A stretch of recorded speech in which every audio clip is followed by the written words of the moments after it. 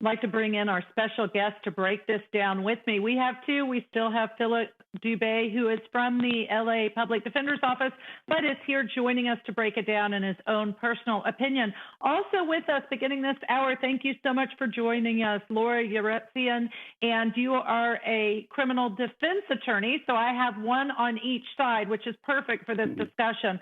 Lara, I would love to start with you. Do you agree or disagree as a criminal defense attorney that this was in Derek Chauvin's best interest not to testify?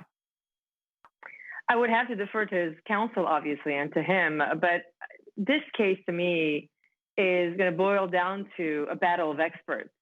So I'm not really sure if Derek Chauvin was going to make a difference. In fact, he would have exposed himself to cross-examination and possibly have made things a lot worse. None of us really know how well Derek Chauvin would have done on the stand. His lawyer probably knows that best. I'm sure they've tried to see how he will respond to some of the questions, possible cross-examination questions. And at this point, we have to remember the burden of proof is on the prosecution, not the defense. It's on the prosecution. Let's never forget that. And the defense doesn't have to put him on.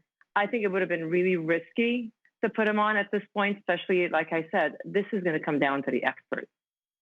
Yeah, an excellent point. You always have to keep in mind. I do think people lose track of that in trials, and that is, it's always the burden on the prosecution. The defense doesn't have to do anything, say anything, because the prosecution has the burden of proof. So, Philip, do you think, as a public defender, there is anything that he being Derek Chauvin, could have said on that stand if he chose to testify that would answer the question everybody wants to know, why he did not get off of George Floyd after he lost consciousness?